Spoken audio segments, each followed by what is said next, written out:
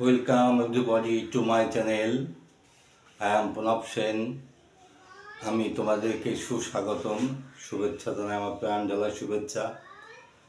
আজকে আমরা বেসিক যে গ্রামার ছিল সে বেসিক গ্রামারের আমরা ক্লাসগুলো করছিলাম।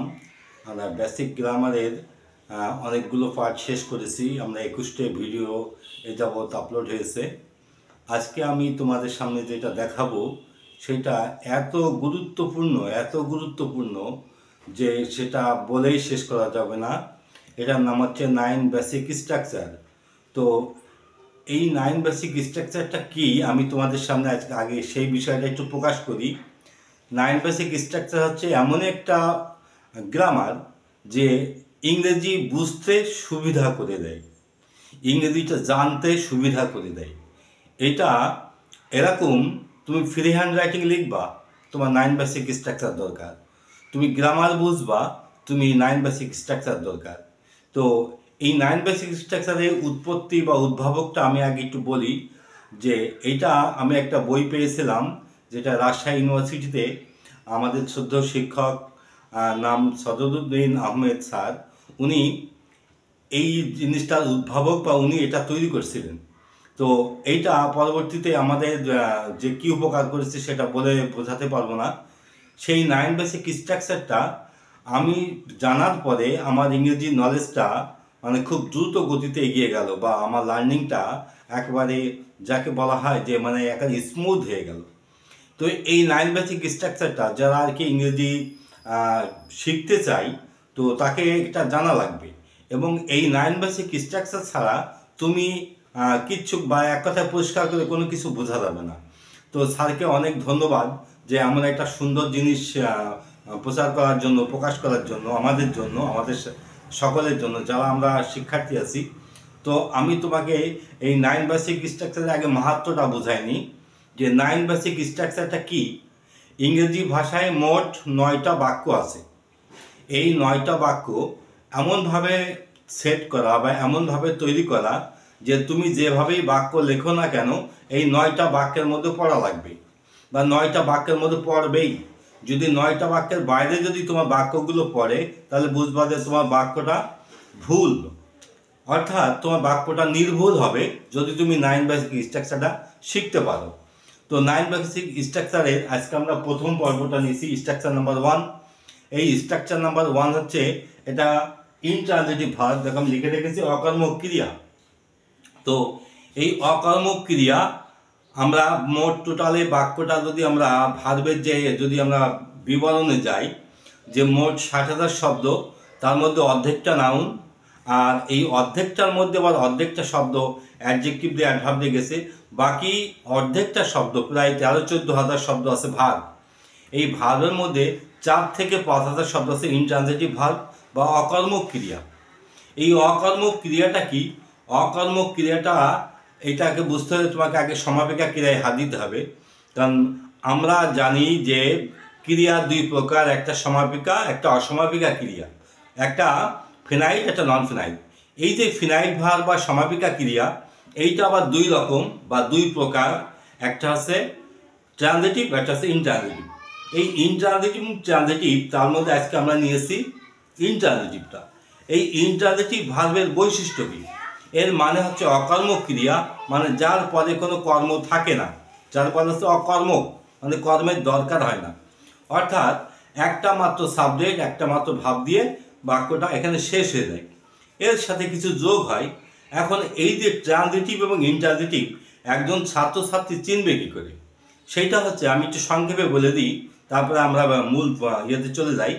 সেটা হচ্ছে ট্রানজিটিভ ভার্বের পরে একটা অবজেক্ট না দিলে অর্থ সম্পূর্ণ হয় না, কিন্তু ইনট্রানজিটিভ ভার্ব এর পরে অবজেক্টটা দেওয়া লাগে না, অবজেক্ট ছাড়াই মনের ভাব প্রকাশ করতে পারে।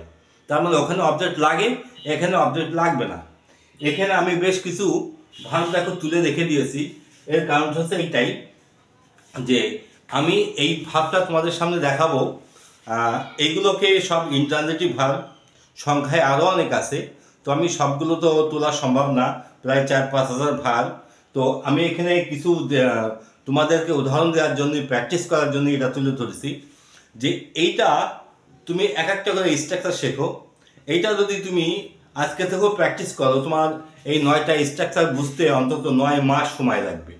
কারণ এক একটা স্ট্রাকচার তুমি 1 মাস ধরে সময় দিলেও এরপর এটা তোমার ভিতরে এটা বসতে হবে। বিশেষ করে ট্রানজিটিভ এবং ইনট্রানজিটিভ এইটা অনেকেই গুলিয়ে ফেলে, বা প্রাথমিক অবস্থায় তুমি গুলিয়েই ফেলবা।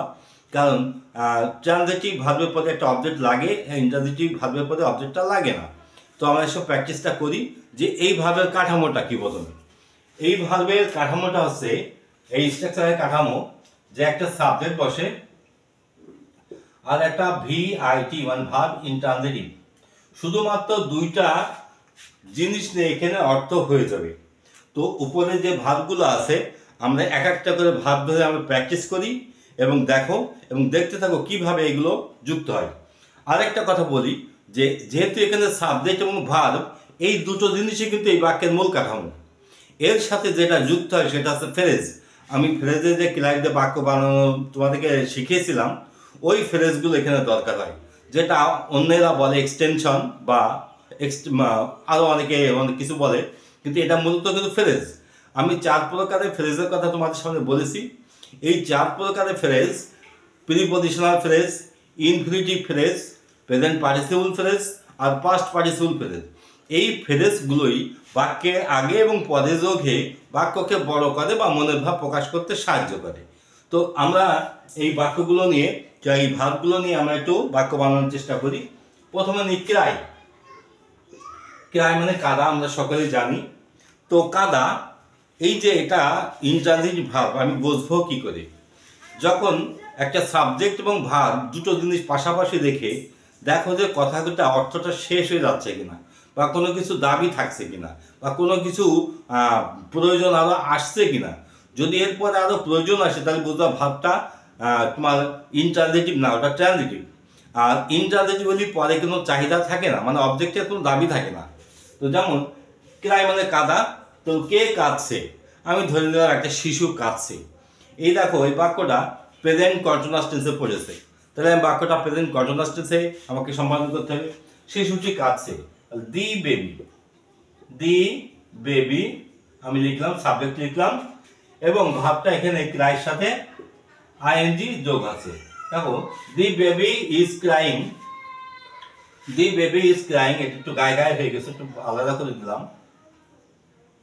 দি বেবি ইজ ক্রাইং, শিশুটি কাঁদছে। এবার শিশুটি কেন কাঁদে? শিশুটি অনেক কারণে কাঁদে। তার সে মায়ের জন্য কাঁদতে পারে, ক্ষুধার জন্য কাঁদতে পারে, কিংবা সে কোথাও যাবে সেজন্য কাঁদছে, কিংবা সে কোনো বায়না করতে পারে। তাহলে আমি এখানে ধরেই নিলাম শিশুটি ক্ষুধার জন্য কাঁদছে, কিংবা তার মায়ের জন্য কাঁদছে। তাহলে এইবার দেখো এই যে পরে যে কথাটা যোগ হলো, এটা কিন্তু বাক্যের স্ট্রাকচার ভুক্ত না, এটা স্ট্রাকচার বাইরের জিনিস আসছে। যেমন দি baby is crying for his mother, এই জায়গায় একটা প্রিপজিশনাল ফ্রেজ যোগ হয়েছে। অথবা আমি যদি এখানে লিখতাম দি baby is crying for hunger,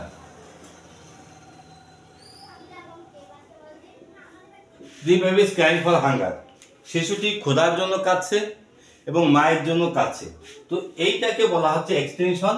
এটা একটা প্রিপজিশনাল ফ্রেজ ব্যবহার করেছি, কিন্তু মূলত বিষয়টা হচ্ছে দি বেবি ইজ ক্রাইং। দেখো শিশুটি কাঁদছে, আমি যদি এই কথাটা বলি যে কোনো মানুষ বুঝবে যে এখানে একটা বাক্য সম্পূর্ণ হয়ে গেছে, কথা সম্পূর্ণ হয়ে গেছে।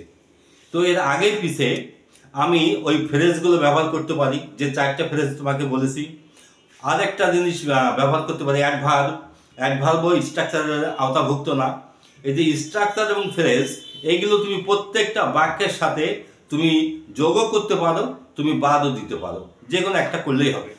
তবে এইটা হচ্ছে যে যেমন আমি এখানে তোমার এটা বলি, আমি পরের বাক্যটা নিই, একটা বাক্য নিয়ে পড়ে থাকলে অনেক লম্বা হয়ে যাবে।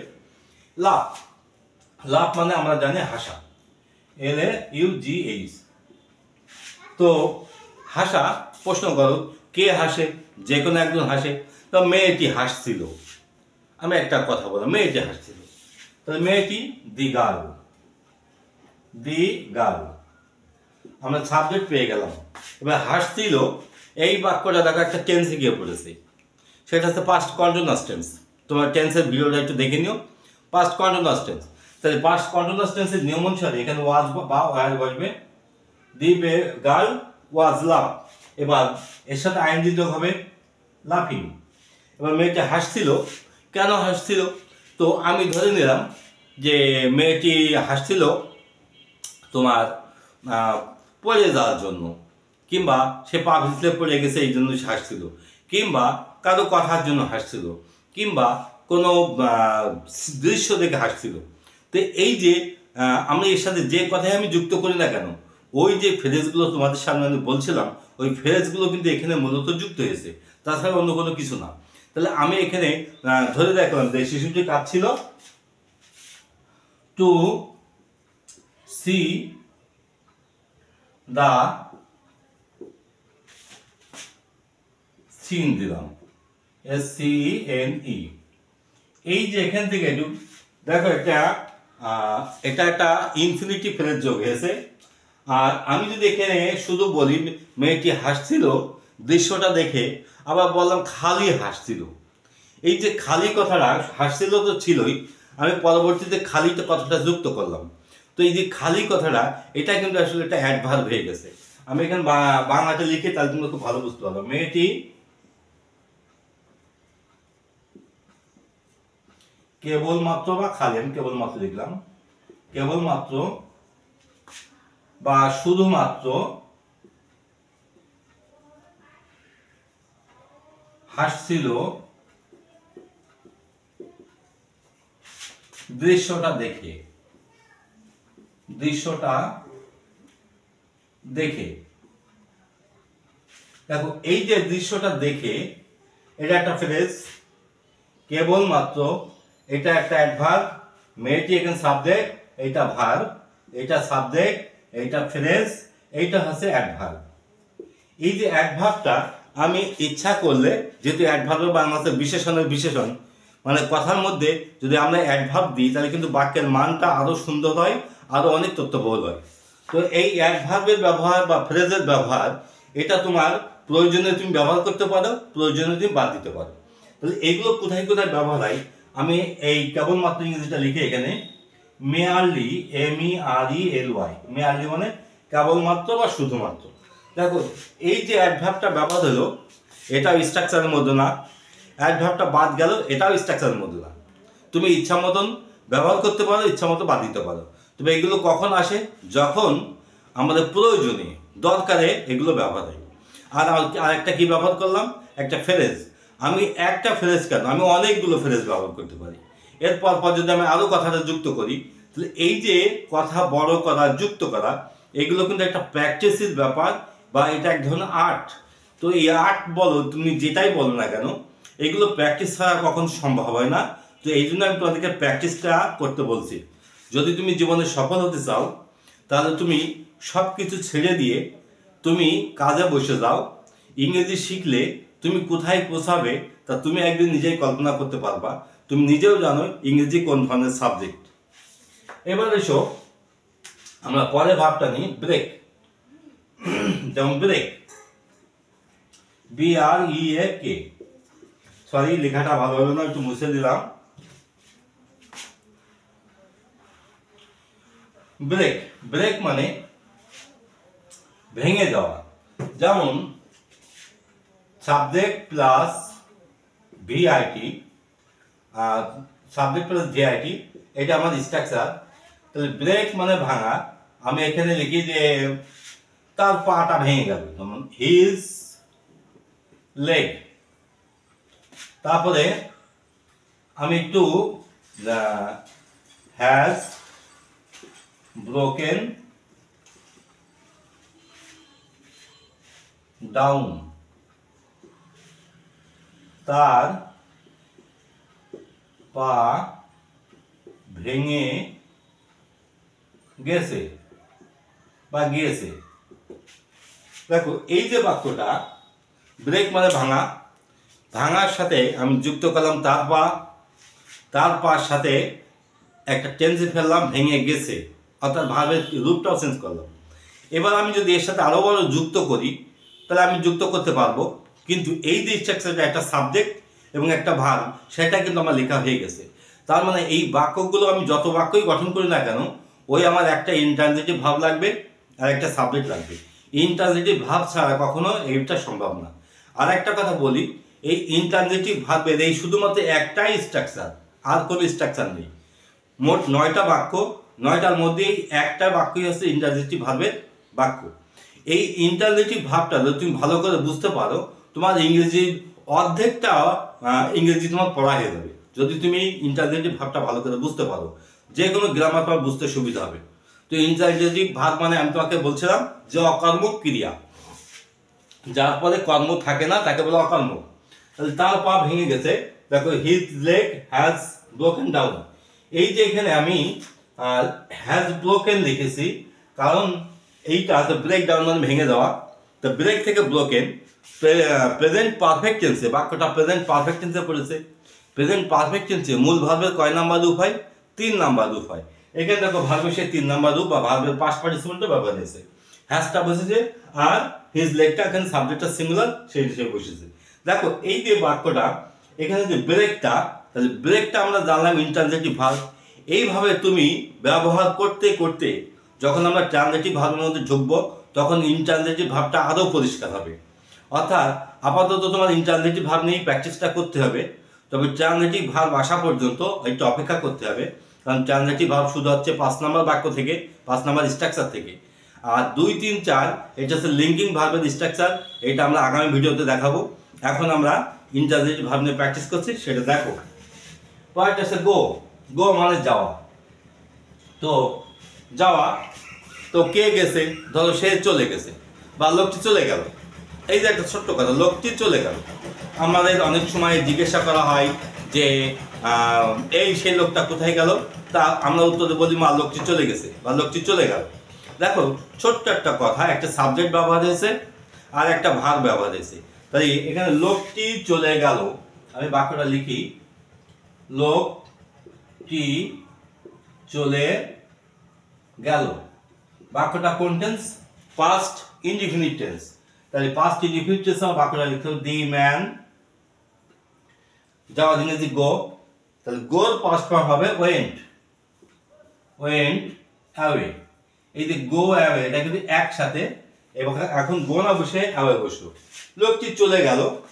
আবার যদি এর সাথে আমি কথা যুক্ত করি কিছুক্ষণ আগে, তাহলে কিছুক্ষণ আগে কি হলো? একটা ফ্রেজ যোগ হয়েছে।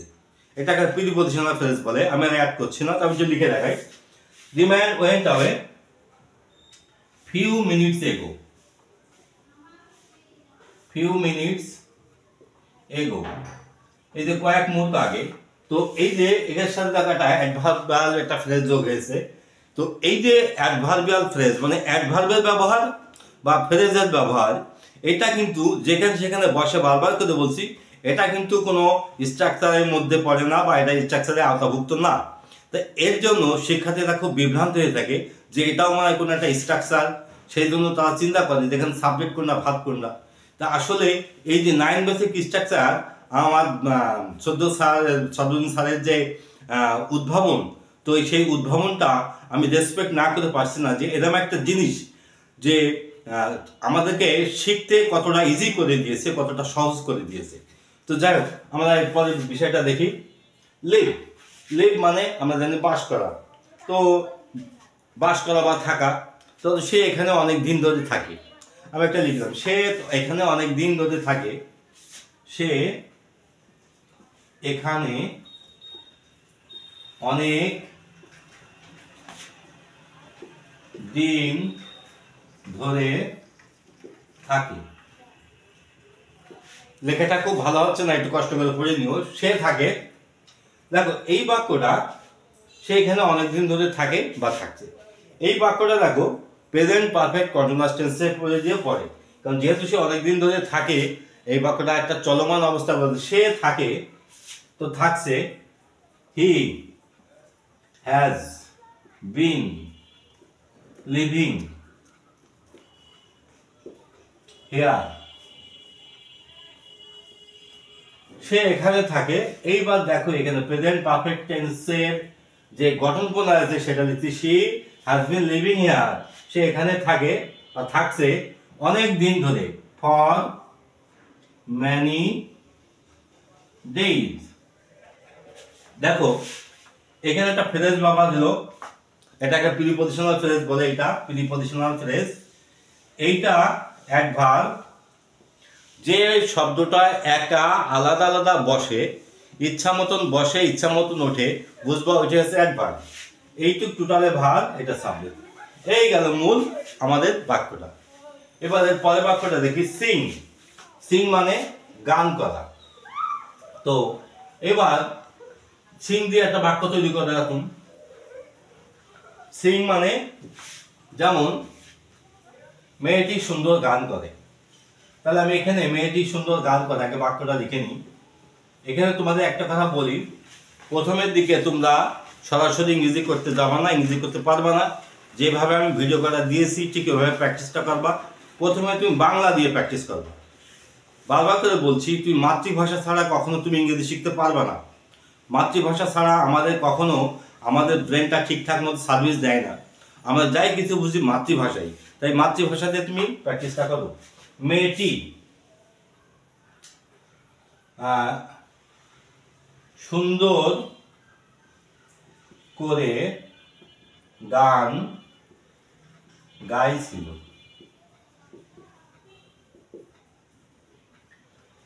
গাইছিল না, গাচ্ছিল লিখলাম, এখানে কথাটা সুন্দর হয়নি, গাচ্ছিল।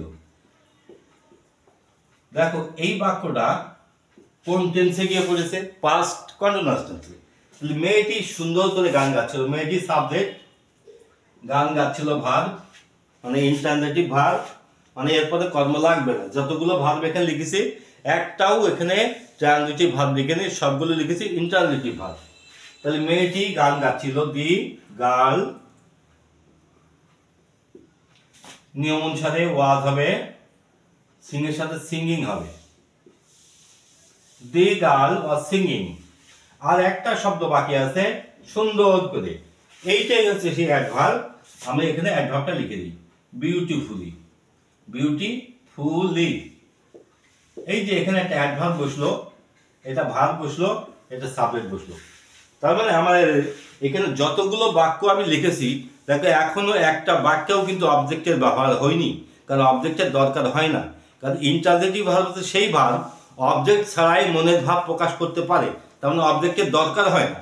এই জিনিসটা তুমি একটু মাথায় রাখো। ক্লাসটা খুব মন দিয়ে দেখো, বারবার করে টেলিভিশনে দেখো এটা ভিডিওগুলো, কারণ খুব গুরুত্বপূর্ণ একটা ক্লাস। তোমার জীবনটাই বদলে যাবে যদি তুমি 9 বেসিক স্ট্রাকচারটা ভালো করে বোঝো। তো এবার আসি সিট। সিট মানে বসা। লোকটি আমার সামনে বসেছিল। এইভাবে তুমি দেখো কিভাবে বাক্য আমি বানাচ্ছি, মানে চট জলদি ব্রেনের মধ্যে কথা চলে আসে। সিট মানে বসা, আমি বসা দিয়ে একটা বাক্য বানালাম, লোকটি আমার সামনে বসেছিল। লোকটি আমার সামনে বসে ছিল। যেহেতু লোকটি আমার সামনে বসেছিল, তখন এই বাক্যটা পাস্ট ইনডিফিনিট টেন্সে পড়েছে না, তাহলে সাবজেক্ট এখানে লোকটি, তাহলে দি ম্যান। এবার বসা নিয়ে যদি সিট হয়, পাস্ট ইনডিফিনিট টেন্সে ভার্বের 2 নম্বর ব্যবহার হবে, তাহলে সিটটা স্যাট হয়ে গেছে, দি ম্যান স্যাট। এবার বসেছিল, লোকটি বসেছিল। এবার কোথায়? আমার সামনে। দেখো আমার সামনে, ইন ফ্রন্ট অফ মি লিখলে হয় বিফোর মি, আমি বিফোরটা লিখলাম, বিফোর মি। এই যে এইটা একটা প্রিপজিশনাল ফ্রেজ। প্রিপজিশনাল ফ্রেজটা এত গুরুত্বপূর্ণ যে সকল জায়গায় মনের ভাব প্রকাশ করতে এই প্রিপজিশনাল ফ্রেজের ব্যবহার হয়। তাই সেই জন্য আমি ভিডিওগুলো প্রথম থেকে যে ভিডিও করা দিচ্ছি, প্রত্যেকটা ভিডিও তোমার দরকার, প্রত্যেকটা লেসন তোমার জানা দরকার, তা নাহলে তুমি এই জায়গাটা আসতে পারবে না। যাদের প্রাইমারি বা বেসিক নলেজগুলো জানা নেই, তারা কিন্তু এই যে 9 বেসিক স্ট্রাকচারটা ঠিকঠাক মতো বুঝতে পারবে না, কারণ এগুলো বুঝতে হলে তার আগের জিনিসগুলো লাগবে। তো আশা করি আমি তোমাদেরকে বিষয়টা বোঝাইতে পারছি। এবার হচ্ছে স্ট্যান্ড। স্ট্যান্ড মানে দাঁড়ানো। আমি লিখলাম একটি কুকুর রাস্তার উপর দাঁড়িয়েছিল। তাহলে একটি কুকুর, আমি এটা মুছে দিই একটু,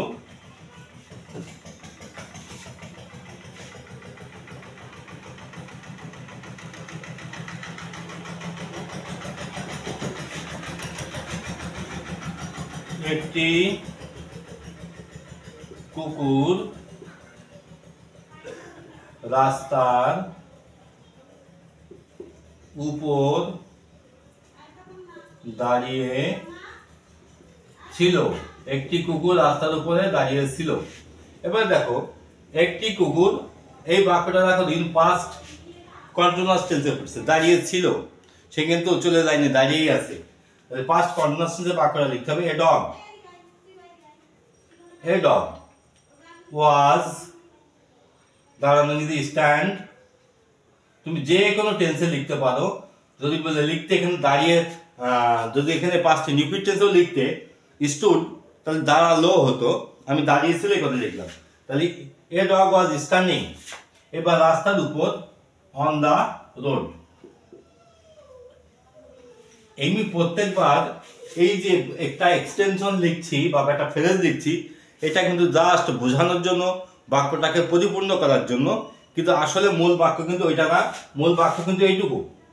আর ওগুলো জাস্ট পরবর্তীতে যোগ হয়, যেটাকে আমরা এক্সটেনশন বলছি। বারবার করে আমি বোঝাচ্ছি যে এই আমার এইভাবে আমি বিস্তারিত কেন পড়াচ্ছি, কারণ অনেক লার্নার আছে যারা অনেকটা একটু পিছিয়ে আছে, বা যারা বিশেষ করে ইংরেজি দেখে ভয় পায়, তাদের জন্য আমি আসলে পরিষ্কার করে সব বিস্তার করে একই জিনিস বারবার বা ব্যাখ্যা করে আমি জিনিসটা বোঝাই, যাতে করে তোমরা খুব সহজে এটা বুঝতে পারো। তো এবার ওয়াক, ওয়াক মানে হাঁটা। তো আমি দিলাম একটা লোক বা একজন বৃদ্ধ লোক রাস্তার মধ্যে দিয়ে হাঁটছিল। তো একজন বৃদ্ধ লোক রাস্তার মধ্য দিয়ে হাঁটছিল। বাক্যটা পাস্ট কন্টিনিউয়াস টেন্সে পড়েছে। তার মানে টেন্সটা কতটা গুরুত্বপূর্ণ দেখো, কারণ প্রতিটি বাক্যই কোনো না কোনো টেন্সে পড়ে। এই জন্যই টেন্সটা আগে পার্টস অফ স্পিচ শিখতে হয়, তারপরে টেন্স শিখতে হয়, তারপরে সেন্টেন্স শিখতে হয়, তারপরে তোমার 9 বেসিক স্ট্রাকচার। এই জন্য আমি পরপর ভিডিওগুলো তোমাকে দিয়েছি। তাহলে একজন বৃদ্ধ লোক, অ্যান ওল্ড ম্যান রাস্তার মধ্যে হাঁটছিল। তাহলে past continuous tense was walking along the road.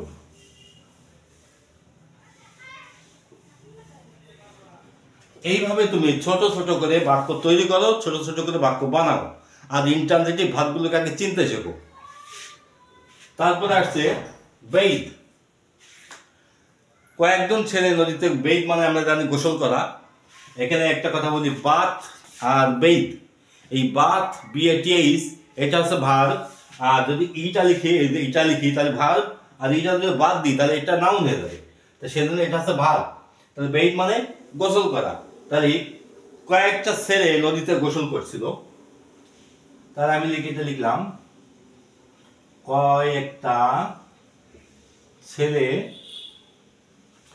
নদীতে গোসল করছিল। তাহলে বাক্যটা এরকম হবে, কয়েকটা ছেলে, some boys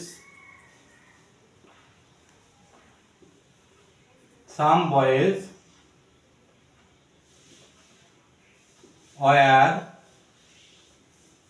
BATHING। এবার কিন্তু এই ব্যাপারটা উঠে গেল, কারণ ভায়োল এসেছে বলে আইটা বসে গেছে এখানে। নতুন ভায়োল আসলে পুরাতন ভায়োলটা বাদ চলে যায়, নতুন ভায়োল আসলে পুরাতন ভায়োলটা দরকার হয় না। তাহলে সাম বয়েজ ওয়ার বেইং, কিছু ছেলেরা গোসল করছিল। কোথায়? ইন দা রিভার, নদীতে। In the river. এই যে ফ্রেজগুলো দিয়েছি, এই ফ্রেজগুলোর ব্যবহার কিন্তু আমি ফ্রেজের ক্লাসে তোমাদেরকে দেখাইছি, কারণ এই ফ্রেজগুলোর দরকার মুহূর্তে দরকার হয় বলে আমি আগে ওটাগুলোকে দেখাই দিয়েছি। তো এই যে আমরা কিন্তু একটা পরিপূর্ণ একটা বাক্য তৈরি করছি, তো এই বাক্যগুলো যদি তুমি ভালো করে তৈরি করা শিখতে পারো, তোমার ফ্রি হ্যান্ড রাইটিং, প্যারাগ্রাফ লেখা, রচনা লেখা বা কোনো কিছু লেখা তোমার জন্য ভাবতে হবে না। এবার এসো স্লিপ। স্লিপ মানে ঘুমানো। তো স্লিপে একটা বাক্য বলি, যে শিশুটি ঘুমাচ্ছিল বা আমার মা ঘুমাচ্ছিল, আমি এটি লিখলাম, আমার মা তখন ঘুমাচ্ছিল, তখন যোগ করে দিলাম, ঘুমাচ্ছিল। তো আমার মা, past continuous tense, my mother was sleeping then. দেখো এই দেনটা অ্যাডভার্ব, ওয়াজ স্লিপিংটা ভার্ব, এটা হচ্ছে সাবজেক্ট। এইভাবে তুমি প্রত্যেকটা বাক্য তুমি নিজে নিজে ট্রাই করে এটা করতে পারবা। তবে তোমাকে এখানে সময় দিতে হবে, এনে গবেষণা করতে হবে। এই সাবজেক্টটা গবেষণা, এখানে তুমি মুখস্থ করার কিছু নেই। তাই আমি তোমাকে বলবো যে তুমি এখনই কাজে স্টার্ট দাও। এবার এসো সুইম, সাঁতার কাটা। তো একই কথা যে ছেলেরা নদীতে সাঁতার কাটছিল, আমি এই বাক্যটা এটা যেটা লিখলাম বেইট দিয়ে, যে কিছু ছেলে নদীতে গোসল করছিল, কিছু ছেলে নদীতে সাঁতার কাটছিল। এটা আমি আর লিখলাম না, তোমরা এটা প্র্যাকটিস করে নিয়ে নে, একই রকম বাক্য বা তুমি নিজের মতো করে বানিয়ে নিয়ে নে। আমি কাম দিয়ে লিখলাম, কাম, কাম মানে আসা। এবার কে আসে, বা ধরে নিলাম অতিথিরা আমাদের বাড়িতে এলো, এটাই লিখলাম, অতিথিরা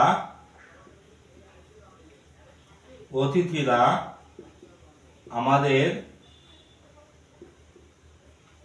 বাড়িতে এসেছিল। আমি যে টেন্সের পরিবর্তন করলাম, অতিথিরা আমাদের বাড়িতে এসেছিল। এবার দেখো এই বাক্যটা তো আমি আগে টেন্স বের করি, বাক্যটা পাস্ট পারফেক্ট টেন্সে পড়ে। কোন টেন্স? Past perfect tense. এইটা টেন্স ধরে ধরে তুমি বের করে নিও। তাহলে আমি আগে সাবজেক্টটা লিখে নিই, দি গেস্ট এসেছিল, পাস্ট পারফেক্ট টেন্স, তাহলে হ্যাডের ব্যবহার আসছে, হ্যাড কাম। এবার কোথায় আসছিল? আমাদের বাড়িতে,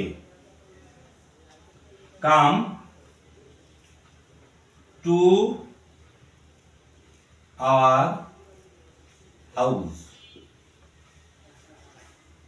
এখানে একটা কথা আছে, কাম টু, কাম ইন। এখানে ইন লিখলে এটাও ভুল হবে না, টু লিখলে এটাও ভুল হবে না। কারণ ইন যদি লেখো, এখানে একার যোগ আসছে, ইন আওয়ার হাউস, আমাদের বাড়িতে। তবে যেহেতু কামের পয়সায় এখানে টু বসে, কেম ইন মানে ভিতরে ঢুকা বা ভিতরে আসা, সেজন্য টু দিলে বেশি অ্যাপ্রোপ্রিয়েট হবে। আমি দুটো লিখে দিলাম। এবার এসো তারপরে অ্যারাইভ মানে পৌঁছানো। তো আমি লিখলাম তারা ততক্ষণ পৌঁছে গিয়েছিল, বা তারা এতক্ষণ পৌঁছে থাকবে, আমি এটা লিখলাম, তারা এতক্ষণে পৌঁছে থাকবে। দেখো তারা এতক্ষণ পৌঁছে থাকবে, এই বাক্যটা যদি তুমি টেন্স ধরো ফিউচার পারফেক্ট টেন্সে পড়ে, তাহলে তারা দে। ফিউচার পারফেক্ট টেন্সে কন্ডিশনাল হচ্ছে উইল হ্যাভ বা শ্যাল হ্যাভ বসে, আর মূল ভার্বের পাস্ট পার্টিসিপল বসে। তাহলে অ্যারাইভড, তাহলে দে উইল হ্যাভ অ্যারাইভড। এবার এতক্ষণে বাই দিস টাইম, এটা একটা phrase, by this time.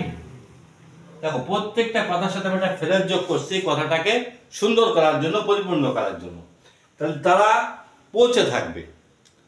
Subject এবং ভার্ব দিয়ে কথাটা কিন্তু হয়ে গেছে। প্রত্যেকটা ট্রানজিটিভ ভার্বের বৈশিষ্ট্য হচ্ছে এই যে একটা মাত্র সাবজেক্ট এবং একটা মাত্র ভার্ব ব্যবহার করলে হয়ে যায়, আর কিছু লাগে না। পরবর্তীতে যেটা ব্যবহার করা হয় সেটা হচ্ছে বাক্যের মধুরতার জন্য বা বাক্যটাকে আরো তথ্যবহুল করার জন্য। এবার এসো স্পিক মানে আমরা কথা বলা। তো আমি বললাম যে স্যার অনেকক্ষণ ধরে কথা বললো, তো স্যার কথা বললো, আমি বাংলাটা স্যার কথা বললো, এখানে লিখলাম যে স্যার বা টিচার লিখি, শিক্ষক, টিচার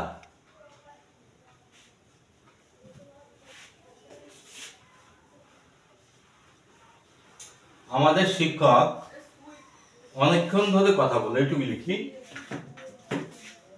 আমাদের ইংরেজি শিক্ষক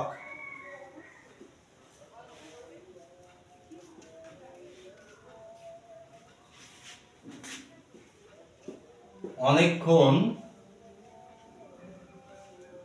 ধরে কথা বললো। আমরা বাক্যটা পাস্ট ইনডিফিনিট টেন্সে নিলাম। Our English teacher, past indefinite tense, spoke, speaking এখানে স্পোক হয়ে গেছে, ভার্বের দুই নাম্বার। অনেকক্ষণ ধরে, ফর লং টাইম, একটা ফ্রেজ ব্যবহার হয়েছে। দেখে এখানেও তাই, সাবজেক্ট, ভার্ব এবং একটা ফ্রেজ ব্যবহার হয়েছে।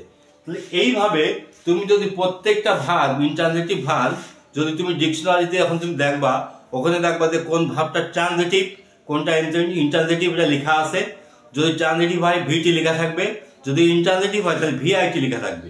এখানে তোমাকে আর একটা কথা বলি, কিছু কিছু ভার্ব আছে যেটা নিজেই ট্রানজিটিভ নিজেই ইন্টারজেটিভ। যেমন আমি একটা ভার্বটা এখানে ব্যবহার করি, এই মাত্র মনে পড়লো, প্লে। প্লে মানে খেলা করা। তো ছেলেরা মাঠে খেলছিল, আমি এটা লিখলাম যে the boys were playing in the field. এই বাক্যটা দেখো, যেহেতু আমি অবজেক্টের ব্যবহার করিনি তাই এটা ব্যবহার হয়েছে ইন্টারজেটিভ। যদি আমি এখানে প্রশ্ন করতাম কি খেলছিল, ফুটবল, আমি যদি এই জায়গায় ফুটবল লিখতাম তাহলে আমার বাক্যটা কিন্তু আর ইন্টারজেটিভ থাকতো না, ট্রানজিটিভ হয়ে যেত। তার মানে এই যে জায়গাটা, এটা হচ্ছে অবজেক্টের জায়গা। অবজেক্টের জায়গায় যদি আমি অবজেক্ট লিখি তাহলে ওটা ট্রানজিটিভ হয়ে যাবে, অবজেক্টটা যদি না লিখি তাহলে ওটা ইন্টারজেটিভ হয়ে যাবে। তো এই প্লে ভার্বটা নিজেই ট্রানজিটিভ নিজেই ইন্টারজেটিভ। এরকম অনেক ভার্বই আছে একই সাথে দুই ভূমিকা পালন করে। তোমরা ওটা দেখে নিও, ডিকশনারিতে সব লিখে দেওয়া আছে। তো যারা ডিকশনারি লিখেছে তারা কিন্তু এগুলো জেনে শুনে বুঝে শুনেই দিয়েছে। তো এই হলো আজকে অকর্মক ক্রিয়ার ক্লাস বা 9 বেসিক স্ট্রাকচারের ক্লাস। আশা করি আমি তোমাদেরকে সব কিছু বোঝাইতে পারছি। আমি আবার বলছি চলে যাওয়ার আগে যে এই ভিডিওগুলো যদি তুমি ভালো করে দেখো, এই ক্লাসটা যদি ভালো করে দেখো, তোমার ইংরেজি নিয়ে আর কোনো চিন্তা করা লাগবে না। তো আমার এই ভিডিও যদি তোমার ভালো লাগে তো আমার চ্যানেলটা সাবস্ক্রাইব করে দিও এবং বেশি বেশি করে শেয়ার করে দিও বন্ধুদের মাঝে। ওকে, ঠিক আছে, আজকে এই পর্যন্তই। আবার দেখা হতে সামনের ভিডিওতে।